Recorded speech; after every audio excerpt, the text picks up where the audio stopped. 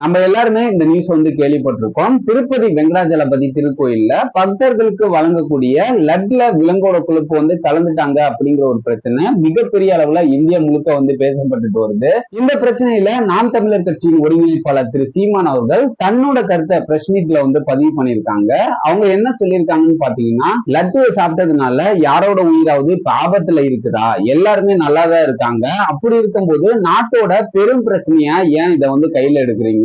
நாட்டுல ஆட்சியாளர்கள் செஞ்ச தவறுகளால ஏற்பட்ட பிரச்சனைகள் எவ்வளவோ இருக்குது. அந்த பிரச்சனையை பத்தி எல்லாரும் பேசுங்க. அதை விட்டுட்டு இத பத்தி மட்டும் ஏன் மெயினா பேசிட்டு இருக்கீங்க? லட்டுல விலங்கோட கொழுப்ப கலந்தது தப்பு தான். அப்ப நம்ம என்ன பண்ணணும்? லட்டுவை தயாரிக்க எந்த நிறுவனத்திட்ட ஒப்பந்தம் போட்டோமோ அந்த நிறுவனத்திட்ட விசாரணை நடத்தி அவங்கள மேல நடவடிக்கை எடுக்கணும். அதை விட்டுட்டு நாட்டோட பெரும் பிரச்சனையா இதை பத்தி பேசிட்டு இருக்காதீங்க அப்படிங்கிற மாதிரி நாம் தமிழர் கட்சியின் ஒருங்கிணைப்பாளர் திரு சீமான் அவர்கள் பிரஸ் மீட்ல பேசியிருக்காங்க. இன்னைக்கு இந்த நியூஸ் சோசியல் மீடியால வைரல் ஆயிட்டு வருது. சோ மீண்டும் ஒரு புது அப்டேட்டோட உங்களை சந்திக்கிறேன்னு. ஓகே, பாய். உங்கள் சிஜி.